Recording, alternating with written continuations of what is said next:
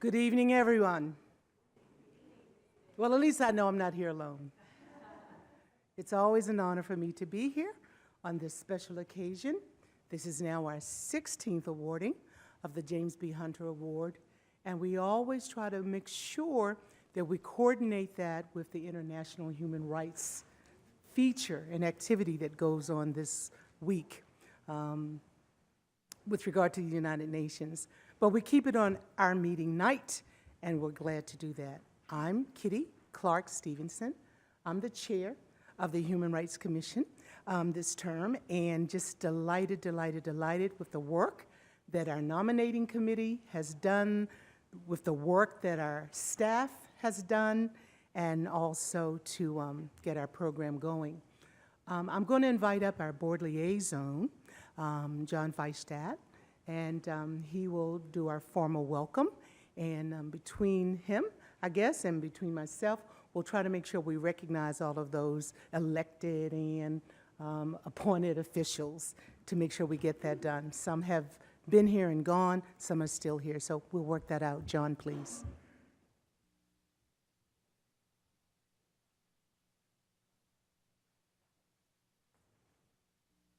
Thanks very much, Kitty. I'm the liaison, as a number of you know, to the Human Rights Commission, and it gives me a great deal of satisfaction to serve in that capacity. I want to, at the outset, recognize one of my colleagues who is here tonight, Walter Tejada.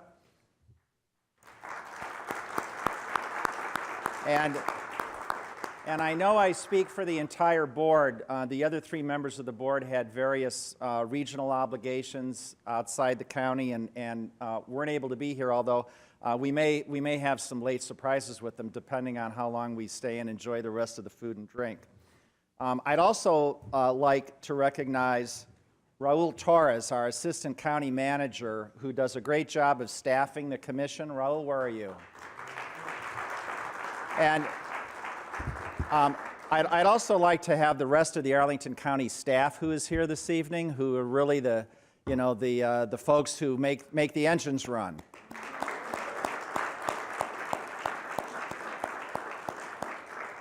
And then finally, I hope you're not going to be worn out applauding, but I'd like each of the human rights commissioners to stand up.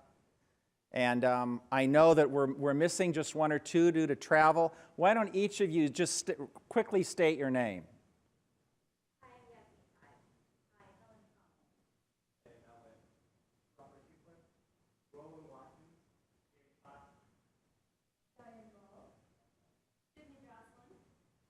Okay, terrific. Thank you. Big hand to them. You know, this is the 16th annual celebration of the James Hunter Human Rights Awards, and through this time, a remarkable total of 61 individuals, community organizations, and businesses have been recipients of this prestigious community award. These recipients bring out the best in Arlington, those who help the Arlington community maintain its strength and compassion and social equity. Each one of them have touched the lives of many others and has made Arlington a much richer community as a result, and we thank you very much. These awards, for some of you historians, know that they were instituted to honor the values exemplified by Jim Hunter. Jim served as a board member on the county board from 1990 to 1998, before death took him prematurely. He distinguished himself for his ability to encourage people to engage in government and for giving a voice and access to people who traditionally had very little access to their government. Now, what is the Human Rights Commission? The Commission consists of 12 community residents, you've met a number of them tonight, who voluntarily have accepted the enormous responsibility of acting as watchdogs for the preservation of human rights in Arlington County. The Human Rights Commission literally is the ears and eyes of the Arlington County Board on Human Rights, and we very much prize and value this commission. This commission has staff assigned, as I already indicated, with Raul and his good colleagues. But what's really interesting about the Hunter Human Rights Awards is that it really recognizes a broader category of human rights that transcend the traditional concept of civil rights. We honor the advancement of human rights as these refer to our natural rights as humans and not necessarily as our rights to be treated equally under the laws. This year's recipients exemplify the advancement of human rights in eliminating violence from our community by protecting women, families, and children from human trafficking, domestic abuse, and other types of violence. As Kitty said, our ceremony is being held in commemoration of the International Human Rights Day. Human Rights Day is celebrated annually across the world on December 10th, and of course it's an outgrowth of the United Nations adoption of the Universal Declaration of Human Rights on December 10th, 1948. So, what does the Commission do? They investigate complaints of discrimination filed by residents or visitors to Arlington who claim that they have been discriminated against for being members of a protected class: race, color, national origin, religion, sex, gender, disability, sexual orientation, and if in housing, marital status and familial status, while engaged in a protected activity: employment, housing, public accommodations, private education, mortgage lending, or commercial real estate. So what about the statistics? The Commission investigates anywhere from 40 to 70 complaints per year, but receives and handles over 350 inquiries from the public that for whatever reason don't result in any action or complaint. Who are the award winners this year? So I can't say the envelope please, there's no suspense, there's no surprises to who the winners are, but here are the winners. And not to steal the thunder of our commissioners who are actually going to be introducing each of the award winners, I'm not going to tell you anything about who the winners are except to say their names and ask them to stand. In no particular order, although actually I think, is this alphabetical? Maybe not. Okay, Barbara Amaya. Barbara?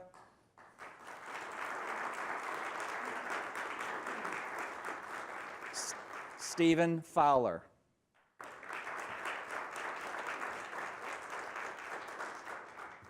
The Animal Welfare League.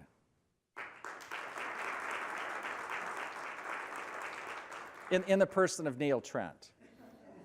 Doorways for Women and Families.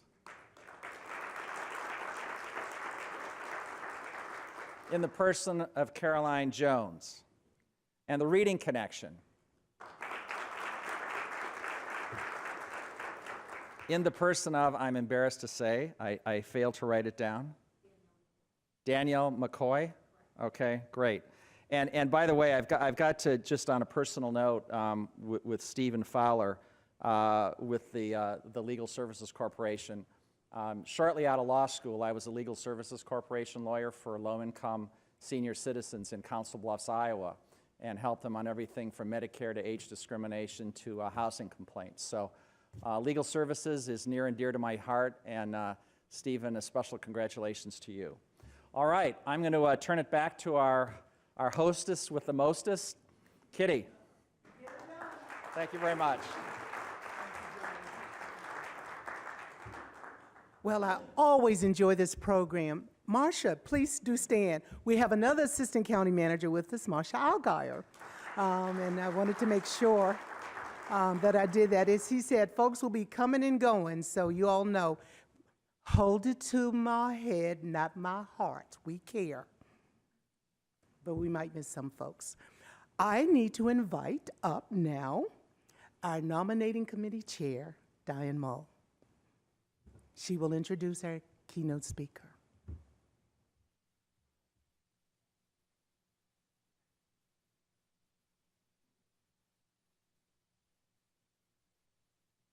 Thank you, Kitty.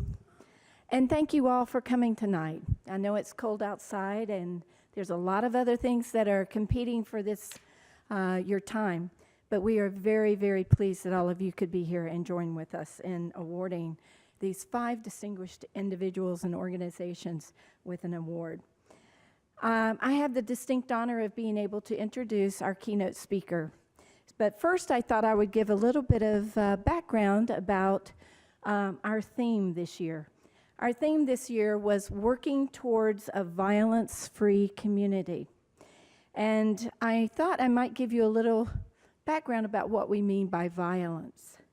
The World Health Organization defines violence as the intentional use of physical force or power, threatened or actual, against oneself, another person, or against a group or community, which either results in or has a high likelihood of resulting in injury, death, psychological harm, maldevelopment, or deprivation. This definition, globally, what we find from violence is the result of 1.6 million deaths that occur each year. Luckily, we don't have that number in Arlington, but that's because Arlington has been proactive in trying to address violence in our own community. It was surprising to me, out of this 1.6 million lives that have been lost to violence, that 50% are due to suicide, which can be because of the violence that is taking place that has left them psychologically or otherwise harmed. 35% due to homicide, and just over 12% as a direct result of war or some other form of conflict. For each single death that is due to violence, there are dozens of hospitalizations, hundreds of emergency department visits, and thousands of doctor's appointments. Violence often has lifelong consequences for victims' physical and mental health and social functioning, and actually can slow economic and social development within a community. Violence is preventable, and we have very number of programs that are operating in this community to try and address prevention of violence. And those have been some of the ones that we are recognizing today. We are very pleased. I did want to make scientific research shows that strategies addressing the underlying causes of violence can be effective in preventing violence.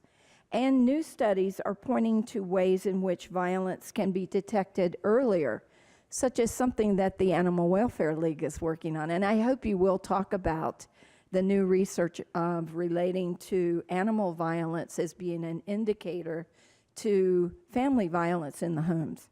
That was fascinating to me to read that research that had been done. So we are very pleased to have with us today our keynote speaker, Mr. William Kellibrew. He is an international advocate for human, civil, children, and victims' rights. Mr. Kellibrew himself faced immense challenges, trauma, and victimization in his childhood, including child sexual assault, exposure to violence and homicide, post-traumatic stress, clinical depression, homelessness, bullying, and lived his entire teenage years with suicidal inclinations. At one point in his life, he literally had given up. But his pathway to hope, healing, rebuilding, recovery, and resilience can be credited to his many mentors, professionals in the mental health systems, teachers, friends, professors, supporters, and family members who did not give up on him, including his grandmother, who raised him and his siblings following the murders of his mother, Jacqueline, and 12-year-old brother, Anthony, in 1984. Is that your grandmother? I would like to recognize your grandmother for what she did.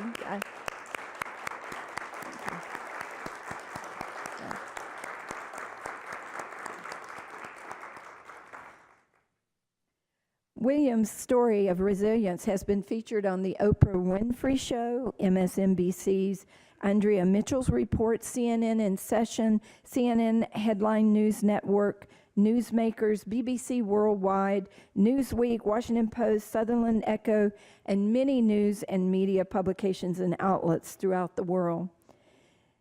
William studied business at the University of the District of Columbia and University of Sutherland in England. Luckily, in spite of all of this, he enjoys tennis, singing, traveling, and reading. I don't know how he finds time, because from here, he flew in last night, had meetings all day last night and all day today. He's flying back to Atlanta tonight, and then immediately gets in a car and is going to be traveling to New Orleans.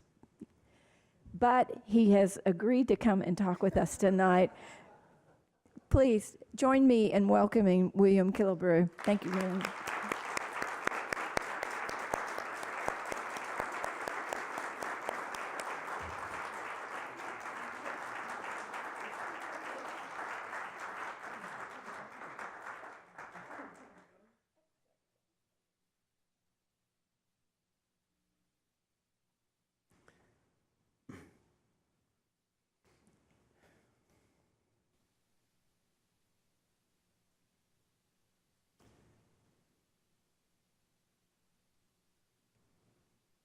Our values, our beliefs drive our decision-making, our actions, and our behavior. If this is the case, then when we talk about violence, it can disrupt the very values you have and you hold so dear. Tonight, I want you to think about what you value the most. What is most important to you? What matters to you the most? Even whisper it for a moment. Think about that. What if you valued was either lost, stolen, withheld from you, or even destroyed? On July 2nd, 1984, at around 9 a.m., that's what happened to me. The person that I followed, my leader, my guide, my protector, killed right before my eyes. Not only was my mother killed that day, at age 30, my 12-year-old brother was also murdered before my eyes. And then my mother's ex-boyfriend, Marshall, he then came to me and he put the gun to my head. He squatted in front of me and I looked down the barrel of that gun and into his eyes. And as a 10-year-old, I begged for my life. I said that day, and I'll never forget, please don't kill me, please don't kill me, I'll do anything. After a few moments, he rose and he stepped away. After witnessing these violent acts, humanity had stepped into the room one more time. I'm so grateful to be here today. So grateful to be alive. What an arduous and difficult road. But when you have someone like my grandmother who stepped in, worked 38 years on her job as a sterile processor at Washington Hospital Center. She was late less than 10 times. I always say she knew her mission. She got up every day out of that bed and she went to work, late less than 10 times, and she never used an alarm clock. Some people may call that old school, but she left the television on. She went through 1 million of them. And I always say my grandmother cheated a little bit because who's not going to wake up at 6 a.m. to go to work or 4 a.m. to go to work who goes to bed at 8 p.m.? Very logical that you might get up after so much rest. But because of her resilience, her ability to bounce back, her ability to care, her ability to show her compassion every day, and put her grandchildren, a second generation she was raising, in the forefront. She sacrificed so much. And so when I think about how I survived today, it was because my grandmother, one of the people who valued what I valued, she couldn't replace my mom, but the next day, she took me to a Value Village thrift store. I don't know if you've heard of thrift stores. You know, you never know where this shirt's coming from, but I'll tell you what, I saved a lot of money. But after our home was essentially destroyed here in Capitol Heights, Maryland, she went to a thrift store, and she may have picked up some clothes, and she allowed me to walk down the toy aisle to pick some toys. I picked up a Dukes of Hazzard General Lee car because I thought it was a very powerful car, and I made sure it was authentic, that the doors didn't open. A toy plane, right, you could put the action figures in, and some army men who had one stance and couldn't move. You had to direct them in each way to make them come alive. And that evening, the day after my mother and brother were killed, I laid on that floor in our living room, in my grandmother's son's living room, with my grandmother asleep in the other room. I played myself to sleep. When trauma happens, it disrupts a sense of connection, control, and meaning. As a child, I walked away from that house limited in my capacity to understand the events that had just occurred. And with no control, it took away my voice and my choice. If I could have said anything, I would have, that I thought would have made a difference. If I could have done anything that day, I would have. 3 years after my mother and brother were killed, we had no therapy. Our family strategy was simply to forget about it. My grandmother had packed the photos into a black and gold chest, and she closed it and locked it. Because at the sight of my mom and sight of my brother could be triggering. So I was asked, in a sense, to just forget about it by family members. Because it was so difficult to talk about. And after 3 to 4 years, as you mentioned, Diane, I woke up one morning and I said, I don't want to live on earth anymore. The breath that I was taking was too difficult to take. And so I put my book bag on one morning as a 13, 14-year-old, older, and I walked to school. Except this morning, I would stare off of the bridge at Rhode Island Avenue and North Capitol Street. And I stared over that bridge, and one split second before I jumped, I debated heaven or hell, whether I'd ever see my family members again, and I guess I decided as a teenager, I'll just come back later. Very difficult. But when I arrived at school, I could not concentrate, and I ended up in the assistant principal's office, Mr. Charles C. Christian's office. I remember him. And he noticed that I was distraught. So he called my grandmother at work. My grandmother called Children's Hospital, and Children's Hospital called the school, and they all arranged for me to have an evaluation at Children's Hospital. That day was the first day to be able to start the process of healing and addressing the trauma that I had witnessed and experienced. 30 days inside of a psychiatric facility, and I was released, and I was assigned to a therapist, Miss Pierre. Miss Pierre was from Grenada. She had this British accent, so she had this way about her, and when she spoke, I'd never met anyone in person who had a British accent at the age of 13, so this was intriguing to me. So she didn't know that I was leaving that session every day and, practicing my English accent because, I thought it was so interesting,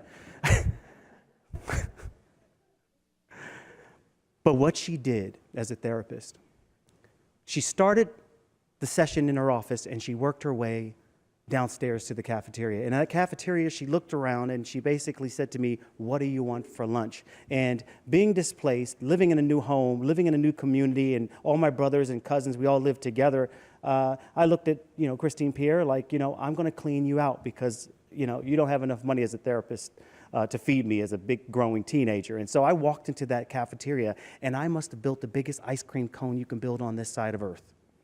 And I sat across from Christine Pierre for months, building a relationship.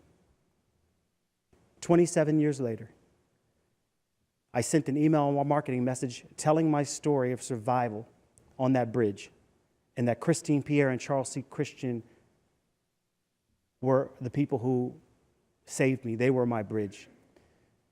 So I sent this message out, and we got an email back from someone saying, "Are you talking about Mr. Christian who worked at Langley Junior High School?" I said, "Yes, that's exactly who I'm talking about." And he said to me, "Well, that's my great uncle, that's my family member." And I thought, wow, you've got to be kidding me. Is he still alive? And the person on the other end of the email said, "Yes, he's still alive. Would you like his number?" So I said, "Great, I definitely like to call him and thank him."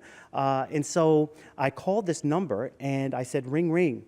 And the other person on the other line said, "Hello." And I said, "May I speak to Mr. Christian?" And the person on the other line said, "This is Mr. Christian." And I said, are you the same, I said, "Are you the same Mr. Christian at Langley Junior High School?" And he says, "Yes." And I said, "Wow, Mr. Christian, this is William Kellibrew. Do you remember me?" And in that raspy voice since junior high school, he said to me, "Hey, Billy boy, Mr. Christian."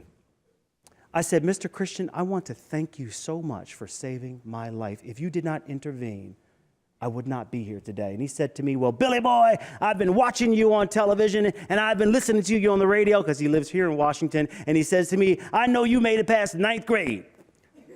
Great. Yes. I left that conversation feeling, wow.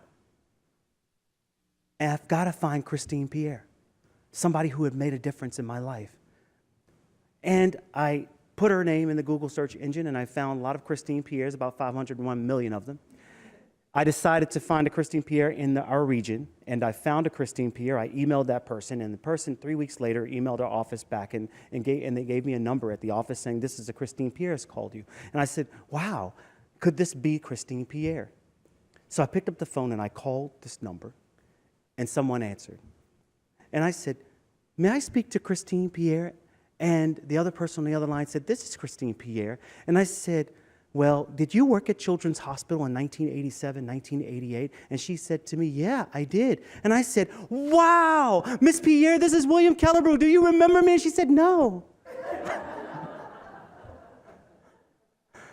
Oh, it's re-traumatizing. But she said, "Tell me your story. I don't know who you are. Give me some background information." And I started to tell her my story. And she said to me, "I know who you are." She said, "I don't remember your name. I barely remember your face. I vaguely remember your face. But I remember I had to tell you something as a teenager, but I couldn't tell you that." Her voice and choice was taken away by the standards, by the professional standards that say you cannot dump all of your issues off on a 14-year-old in a therapy session.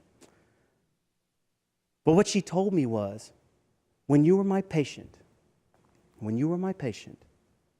my mom died. And so every time I essentially walked into the office, that was something she had connected to. What voice and choice I didn't have when I walked into Christine Pierre's office that day. She provided.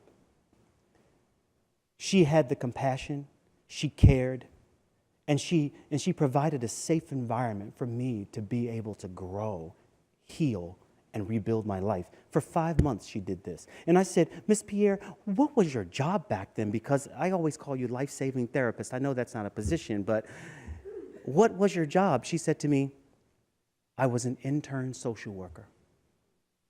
An intern social worker. And I said, "An intern saved my life?" We all have a responsibility. We all have a responsibility, from the receptionist to the food service person to every single member of our community. We all have a responsibility for the safety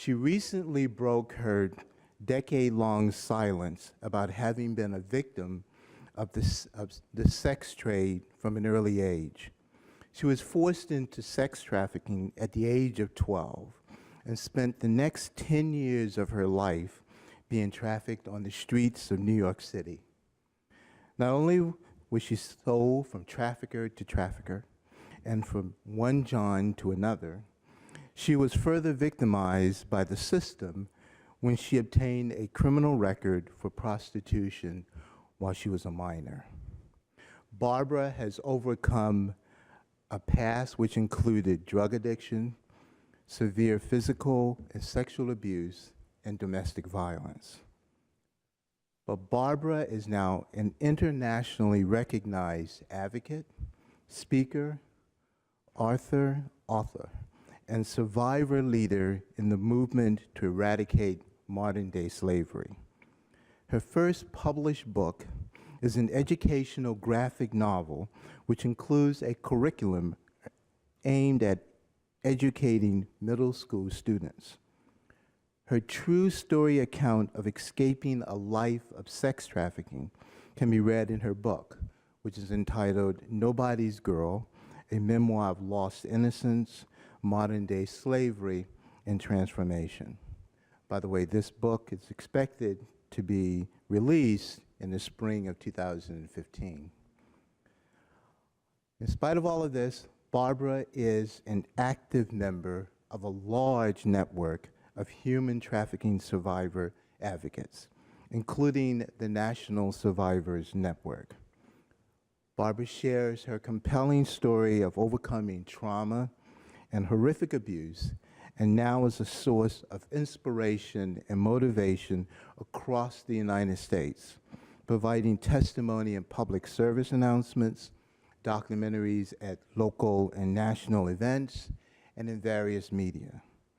Some of the recipients of her testimony include Fox News, More Magazine, Princeton University, University of Pennsylvania, George Mason University, Shepherd University, the New Jersey General Counsel's Office, Crystal City Rotary, Women's Peace Federation, both the DC and the Virginia Stop Modern Slavery organizations, and the Richmond Justice Initiative.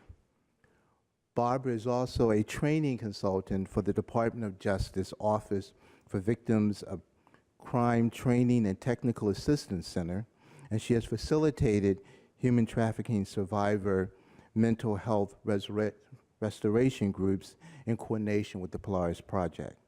She's been active in a host of other organizations, including Shared Hope International, Artworks for Freedom, Bridge for Freedom, DC Stop Modern Slavery, and Free to Flourish. Barbara even finds the time to write a column about human trafficking called Tell It Like It Is for the Washington Times Committee column. Barbara works with a Northern Virginia nonprofit group in their efforts to fight human trafficking, where she serves in the position of Senior Technical Advisor, Policy, Program, and Aftercare Services. In this position, she works to ensure that survivors of human trafficking have the resources that they need to help them live productive lives. Barbara is also a featured speaker on the Frederick Douglass Family website and on the advisory board for Artworks for Freedom and Free to Flourish. Her nominator, Noel Connor, had this to say about Barbara, quote, "Barbara is an amazing example of courage, resilience, determination, and strength.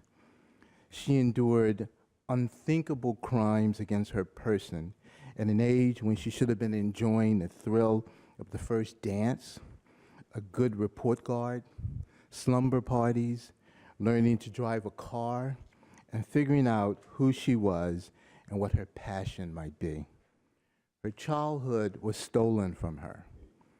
In spite of that, she has grown into a wonderful, compassionate, kind, intelligent, and generous woman. She has turned her personal pain and hurt into an individual movement to end human trafficking and modern-day slavery.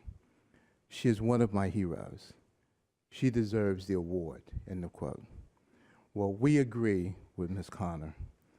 On behalf of the Arlington Human Rights Commission, I am extremely honored to present the James B. Hunter Award for Individual Achievement to Barbara Amaya.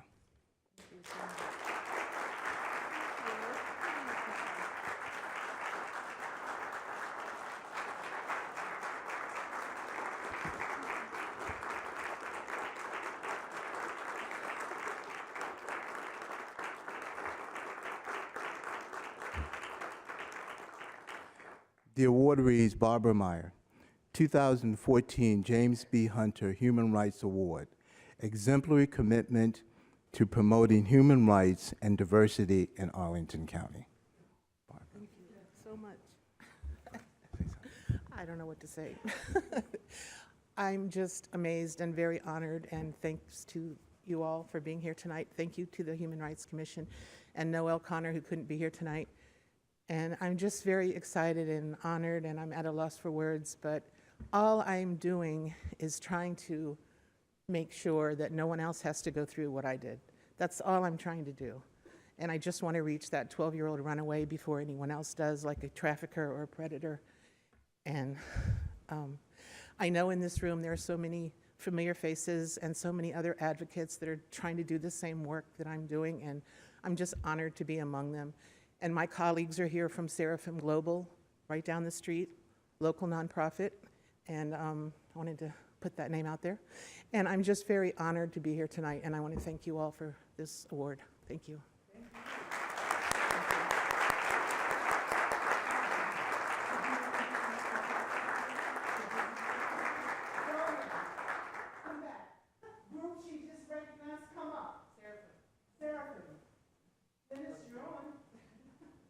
Oh, picture.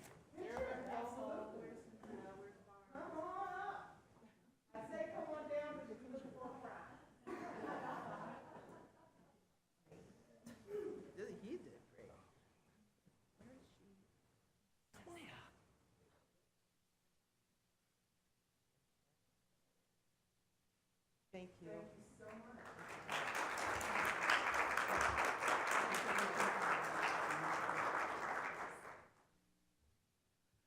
Wow. I forgot to bring my program. You all know who you are. Come up, please. Be sure to introduce yourselves. I'm too happy. Help me, help me.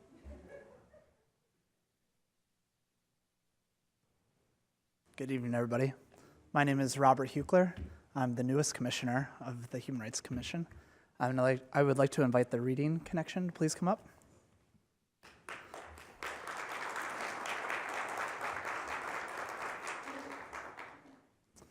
Literacy is a bridge from misery to hope.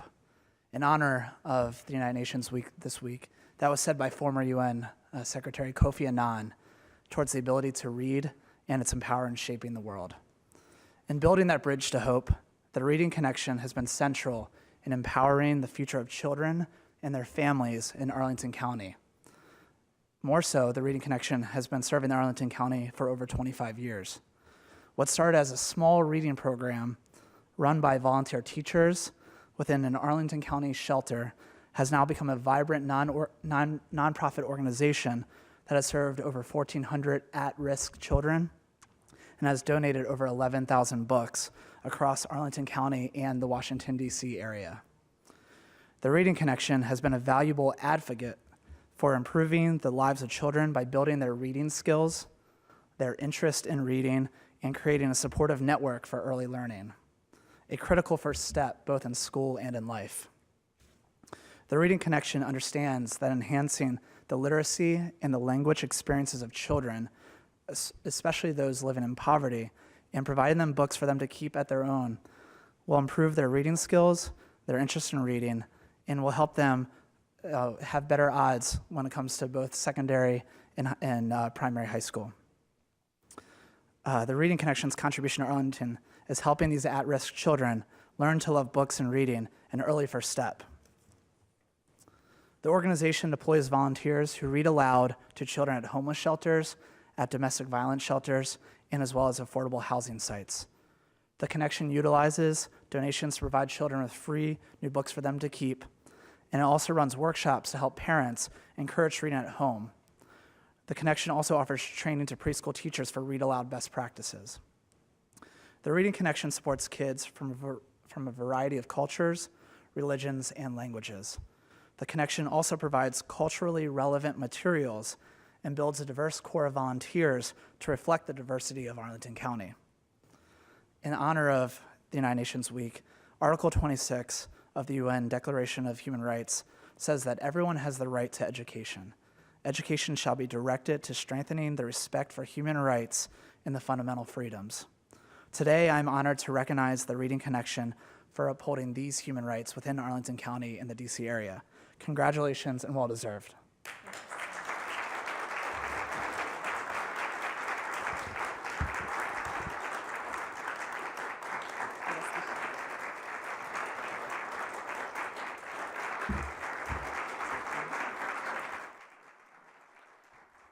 Thank you. Thank you so much. Good evening. I'm Danielle McCoy. I'm board chair of the Reading Connection. And on behalf of the Reading Connection, I'd like to say we are honored to receive this award tonight. The Reading Connection was started 25 years ago by a teacher in Arlington County, and she recognized that by addressing children early on, by giving them their own books, and also by reading aloud to them, you could really address the vocabulary gap that keeps so many children that grow up in transitional housing or that end up in domestic violence centers. It can really help them so that when they start school, they're at the same place as kids that grow up in more traditional homes. And so with that, I'm so happy to say that the many volunteers we have, especially in this county, help bring the magic of reading to kids. It opens new opportunities to them, new experiences, and it also just provides some fun. And as we heard from our speakers, sometimes kids in these situations just really need to have a fun and great time. So again, on behalf of the Reading Connection, it's wonderful to be here tonight, and thank you for the award.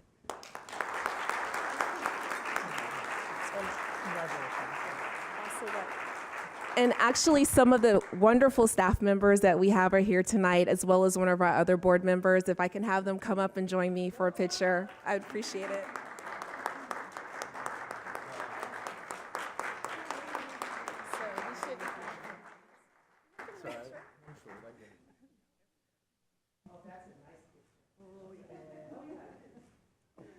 Thank you. Thank you so much.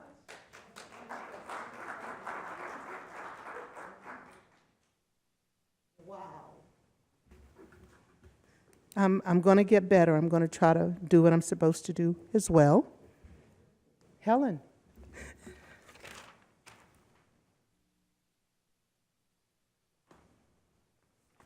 Good evening, everyone. My name is Helen Conley.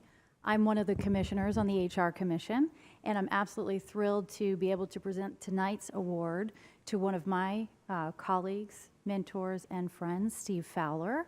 Steve, do you want to come up and stand here with me?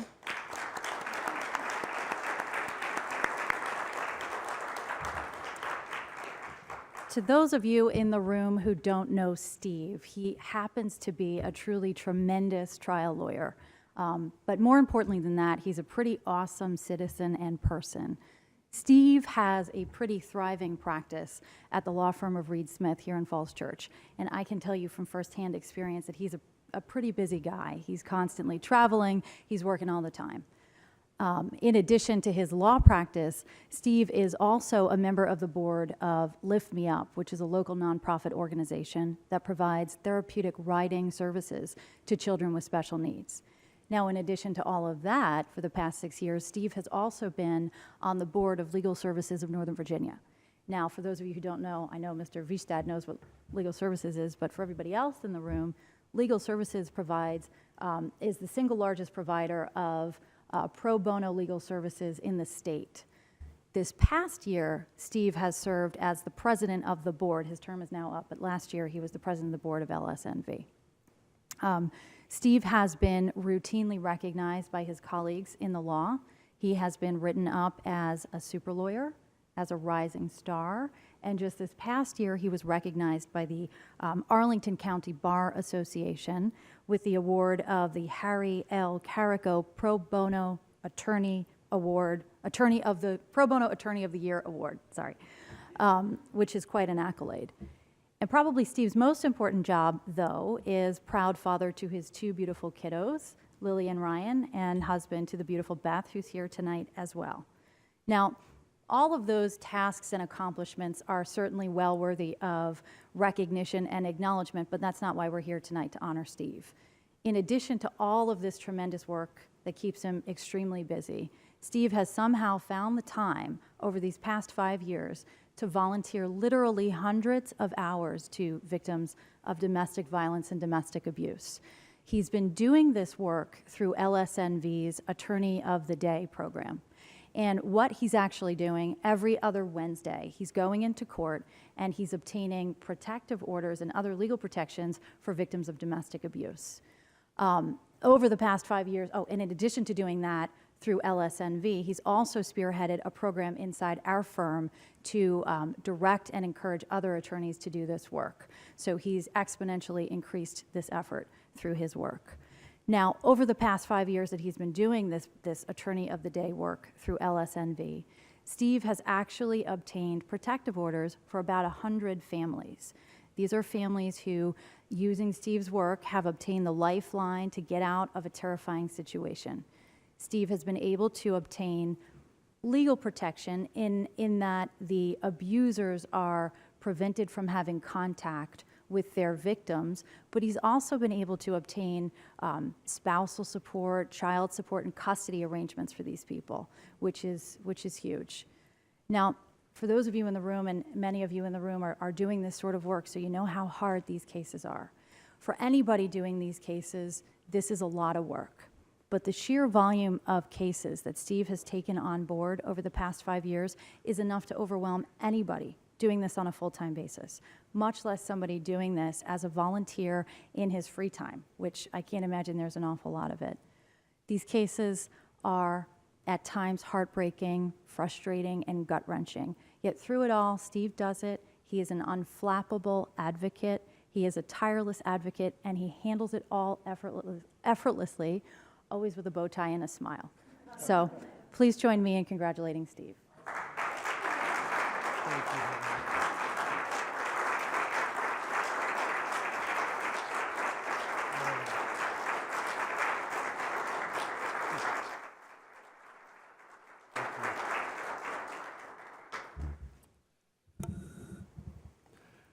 Well, thank you, Helen, very much for your kind words and that nice introduction. And I'd also like to thank the Arlington Human Rights Commission, Mr. Torres, and the commissioners for this honor. It's very much appreciated. And in fact, quite humbling to stand here after hearing Mr. Kellibrew's story, Ms. Amaya's story, and the really good work these folks do for human rights and as an advocate for survivors. I think as just a lawyer, I'm not really doing nearly as much as these folks, and I'm honored to be included amongst all of you.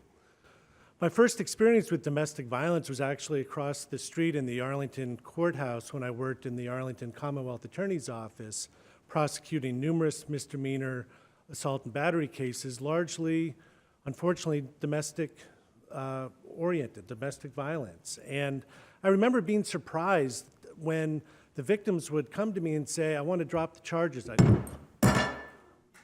Not the award, just the charges. And I was puzzled by that, and it just shed some light on the complexity of domestic violence. The recent events in the NFL, I think, have shown additional light on this with the Ray Rice story, and I think it has demonstrated the complexity of this domestic violence relationships. It's very difficult from the outside looking in to understand. And I think that this spotlight has resonated in the courts, and I've sensed the judges feeling how important this issue is and that they do their job right and they bring justice to these victims because they sense the public outrage that this is going on. Unfortunately, it has not reduced the number of cases that come across my desk. I still see many cases every other week where the domestic violence continues in our community. And it affects thousands of women. Some statistics for you. In the Commonwealth of Virginia last year, there were over 50,000 protective orders issued by magistrates and judges. More than 1 in 5 women have reported being a victim of some sort of domestic violence or being in fear of domestic violence in our community. It's really quite staggering. And then when you think that so many more cases are not reported, that it's really just the tip of the iceberg that finally get through our judicial system, and these women and children get the help that they need and that they deserve. Some reasons for not coming forward are fear of retaliation, the impact socially. There's a lot of reasons where victims feel the need to stay in the house, to protect the family, to protect their children. And it really takes a strong person to make that step, to leave that situation and to seek help from legal services. The studies have shown that a battered woman's life is at most risk when she makes that decision to leave the situation or has just made that transition away. As their lawyer, I want to match the strength, the tenacity, and the conviction of these women when they make that step to finally leave the abusive relationship that they're in. And the courage that they show to come to my office, to come to legal services and ask for that help, I want to match that. Every time a woman makes the decision to leave, she's changing her life. She has, in some instances, left to go to a shelter. We're going to hear from doorways, invaluable services that these women, once they learn about it, can turn to. In other cases, women are able to stay in the home with their children, and under the protective orders that I obtain, along with other volunteers, the court orders that they can stay in their house with no contact. They can get the family automobile, and they can get temporary support so that their life can go on. And you know, I obtained that for them, and it's my goal so that the abuser then has to suffer the consequences of his actions, and he's the one that's displaced, not the victim. It's such a challenge sometimes, but once these victims come to me and start down the road towards a protective order, they see that there is hope. I recall one case last year where a woman whose husband had met her while she was still in her native country. They had met over the internet. They came and got married. Possibly they were married there, but she comes here, has a baby soon after.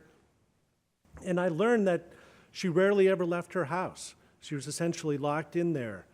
What incited the protective order is her husband would keep all the food in his room with a padlock on the door, including the refrigerator. She went in to try to get a glass of milk for her little girl. He beat her with a tennis racket, and when she fell down, he kicked her, and he literally kicked her through the doorway and then slammed the door, and she took the courage to leave that situation. He had a lawyer, and they pulled out all stops because they knew I was going to get the house, I was going to get the car. They called her all sorts of things, a bad mother, and they just demeaned her, and you know, fortunately, I was able to prevail. And part of the reason I like doing this is, you know, of course, in part helping these women, and also because I hear from my clients that their husbands tell them, you'll never get a good free lawyer. Pro bono lawyers aren't really going to help you. And I admit I enjoy the look on opposing counsel's face when I come through the door with my client, and and it's on. And at that point, I am fighting for her, and it's important, and I appreciate the work that LSNV does through the Attorney of the Day program, where so many more lawyers get to experience helping someone directly. And for someone who defends banks and pharmaceutical companies, it's really nice to help an individual, and it's rewarding. And I take these matters personally. Sometimes too personally. I've made a lot of house calls. I've helped folks move things out. I've supervised when the husband comes back. And on occasion, as my wife will tell you, she'll if there's young children involved, she'll pack up some outgrown clothes or some toys, and I'll take that along too, just to try to just make it easier, because as I said, it takes such courage to jump off, to make a change in your life, in these women's lives, that anything I can do to help is important, and I think it helps the process. Domestic violence has such a profound effect, not only on the victims, but on the schools, the family, our community, and we all have to work together to ensure that victim safety, to achieve justice in these cases. And due to the far-reaching effect of these crimes, it's only through a collaboration with everyone in the community that we can address the needs of these victims and put an end to domestic and sexual violence. Thank you again for this honor. I'm thrilled to be here, and I really appreciate the award and everyone else's work, and the commission, and these are my co-recipients. Thank you very much.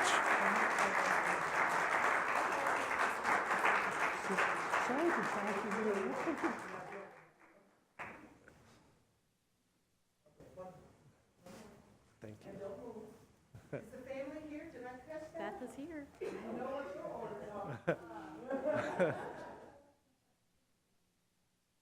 can't believe I locked that off.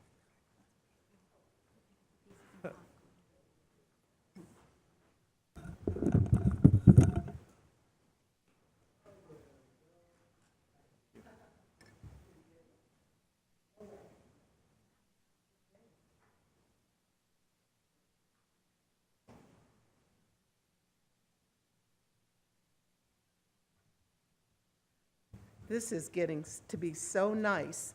And maybe next year we'll help them not drop their awards, and we'll find a way to repair it, right? We'll find a way to get her done. Yasmin?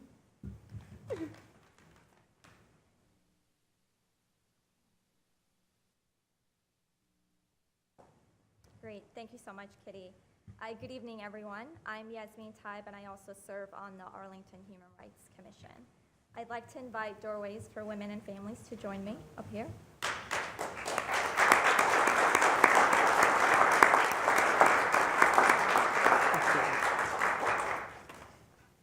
As someone who cares deeply about family and women's issues and works in this regard as a trustee on the Family and Children's Trust Fund of Virginia to raise awareness about family violence in Virginia, it is truly an honor and exciting for me to introduce our next awardee. Doorways for Women and Families is committed to working toward a community where all people live free of violence and have safe and stable housing. Doorways has, in fact, developed a three-tiered strategy to meet both the immediate and long-term needs of their clients, as well as working to address many of the economic and societal issues that lead to violence, poverty, and family homelessness. They do so by providing immediate and long-term housing for women and families fleeing domestic violence and homelessness, by delivering holistic support services that teach individuals the skills and tools necessary to lead safe, independent lives, and also actively participating in community partnerships and advocating for political and economic changes that will eliminate the root causes of violence, poverty, and family homelessness. The staff at Doorways invest the time and care to teach families to succeed and are dedicated to seeing families achieve and sustain independence. It's truly a pleasure for me to introduce our next awardees, and we're joined tonight by Caroline Jones, Executive Director, Christy Coyle, as well as Joanne Petty, who serve on the board.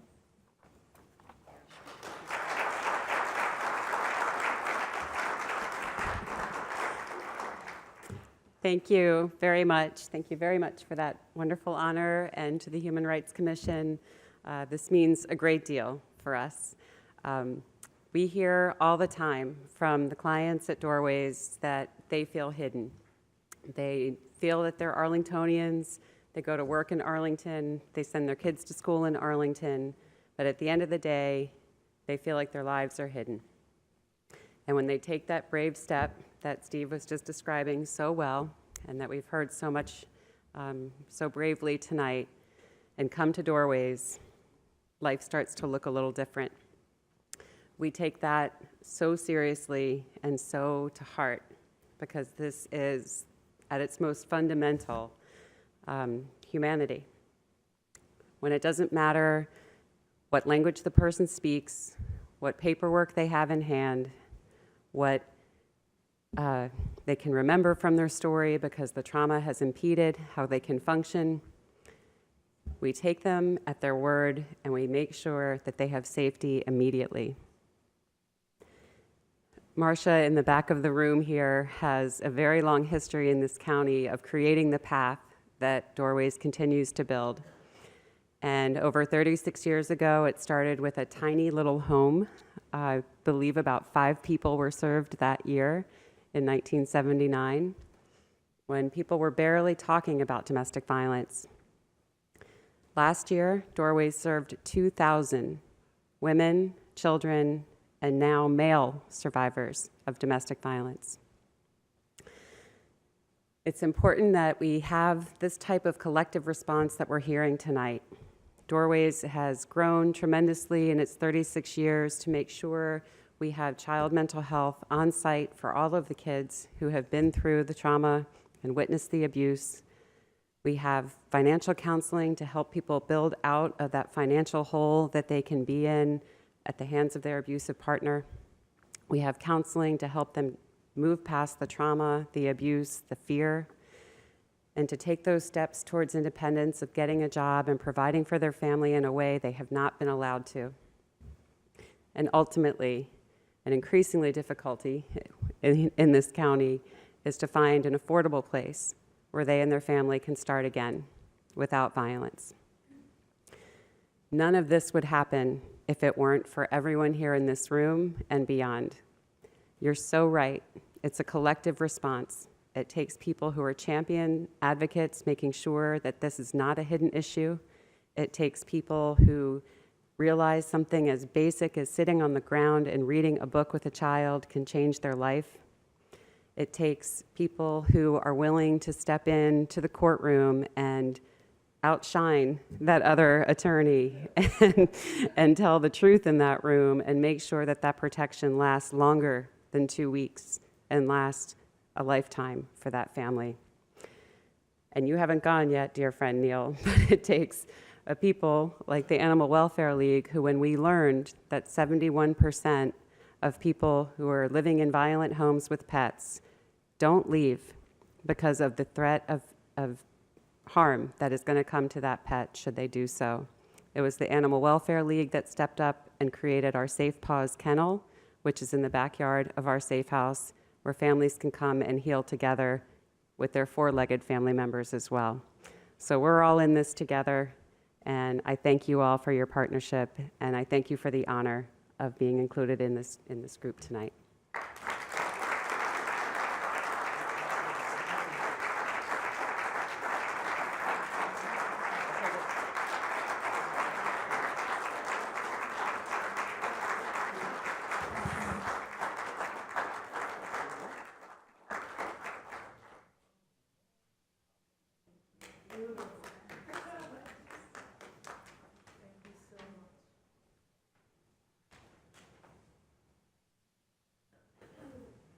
We're nearly done. We have a few more things after Tiffany does our last awarding, and we usually always have food left over, so wink, wink, nod, nod, hit that table again. Oh, great, thank you, thank you, thank you. So please make sure you take care of that for us. Tiffany, please. I'm pretty sure I was in this role last year, actually, the last one, and I'm going to try not to be too long, but like so many people in this room, this is particularly important to me.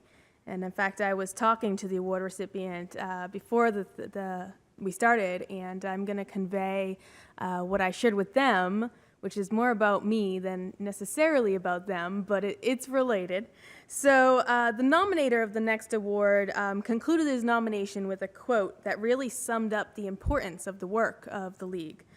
The quote was, "Until one has loved an animal, a part of one's soul remains unawakened. And when I learned that I had the honor of presenting this award, I was absolutely thrilled.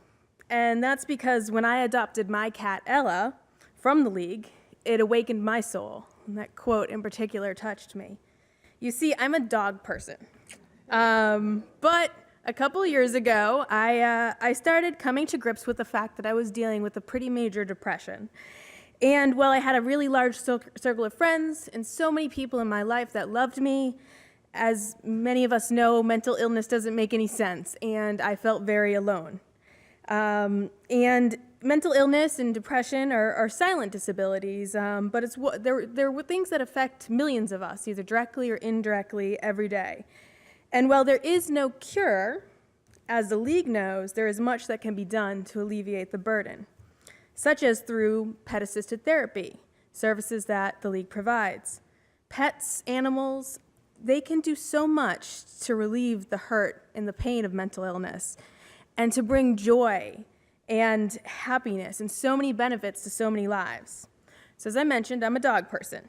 But with my busy schedule, it was really incompatible with a dog. I live in a high-rise. It just wasn't fair to get one. So my options were fish, not very interactive, rodents. I had one before. They're great, but they're in a cage, or a cat.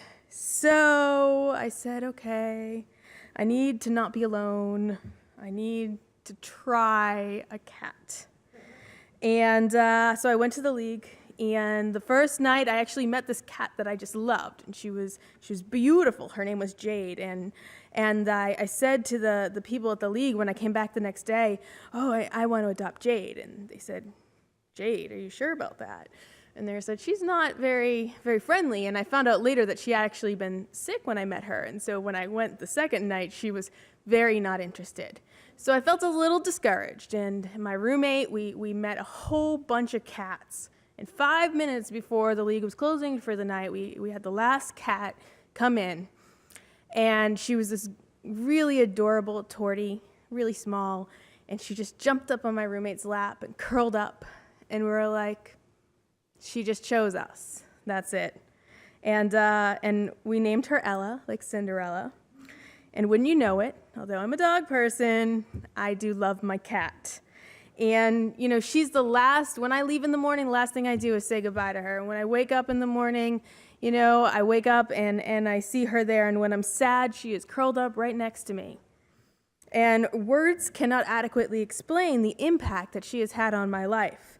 And so I share this with you not to help you reach the conclusion that I'm a crazy cat lady, because it's possible. Rather, I share it because if it wasn't for the League, I wouldn't have Ella. And without Ella, I wouldn't be standing here doing this work. I wouldn't be on the commission. I wouldn't be involved with, AGLA. I wouldn't be doing my work at my day job. All of that stuff, it's because of Ella. It's because of the League. She brought me out of my cave, and because I get to help others and affect lives and make change, you see, it's all connected. There's a lot I could tell you about the work of the League. A quick glance at their website tells you everything you need to know about why we are honoring them tonight. So instead, I share my story as an example. And I'm 100% sure there are other examples in this room right now and in our community all over. The League brings animals into people's lives, and as a result, all of our lives are better, safer, happier, and a lot more soulful because of that. So I am truly honored to ask Neil Trent and his colleagues to come up and accept the award on behalf of the Animal Welfare League of Arlington.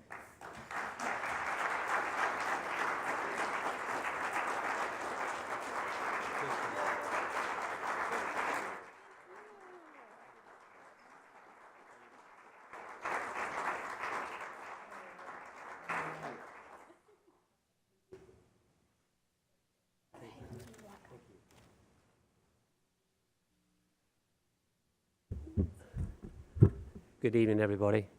Everybody hear me? Excellent. Not usually what I have to do. I usually have to drop it down. Of course, delighted to be here. Honored to be the recipient of this award in such illustrious company. I mean, one cannot help but sit in this audience and be moved by some of the stories that have been shared today. And it's so wonderful that there's so much collaboration and interaction and support for each other, and the efforts and the successes that are being achieved.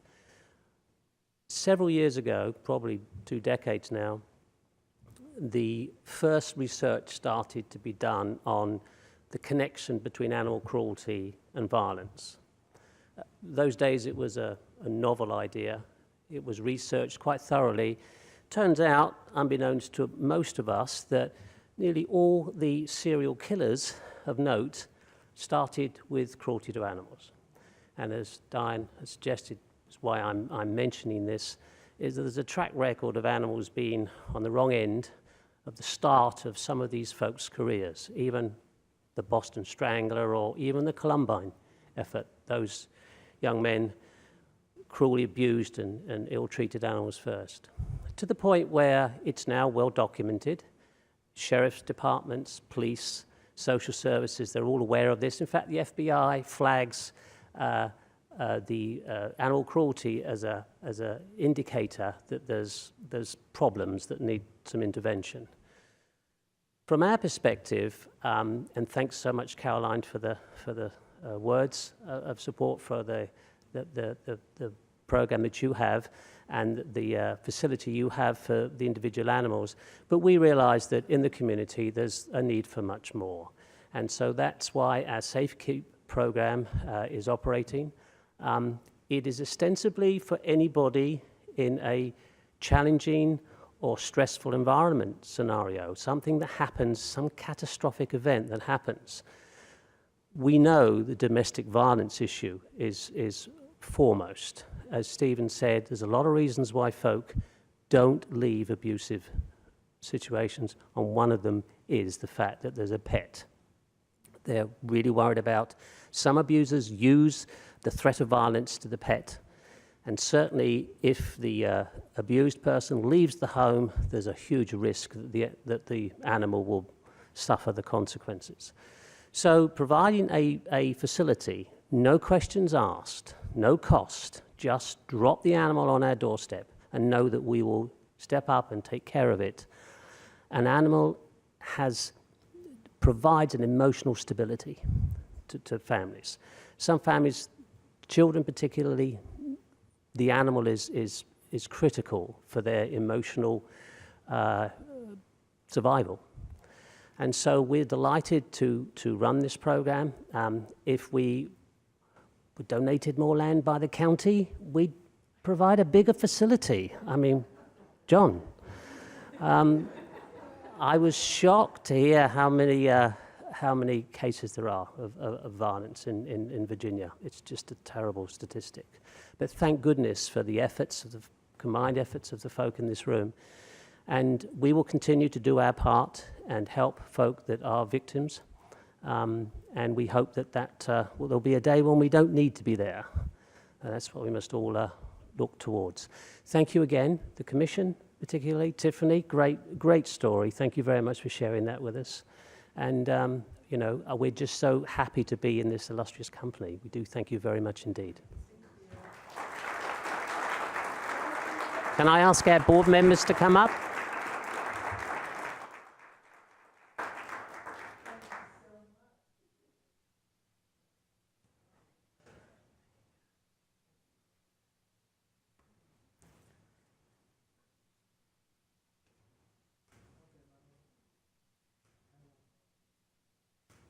Can I stand on tiptoes this time?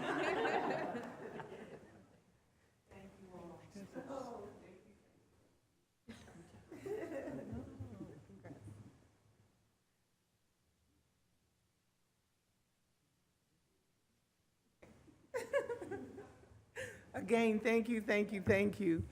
Diane, you have the floor.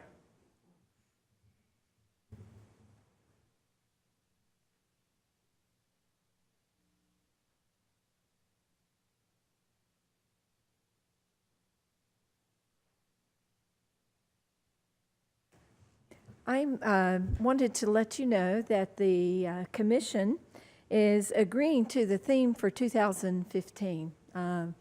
And we are looking forward to setting thematic awards that focus on different issues that are addressing, that are forward, that are important in our community. Right now, we will be,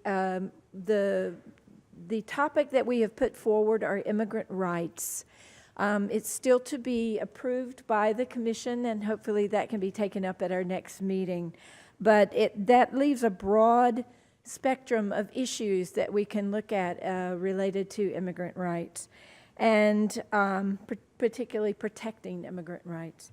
And so the planning process will start in August 2015. We will define a timeline in September, and then there will be a press release in September as well, announcing the theme and inviting everyone to submit their nominations.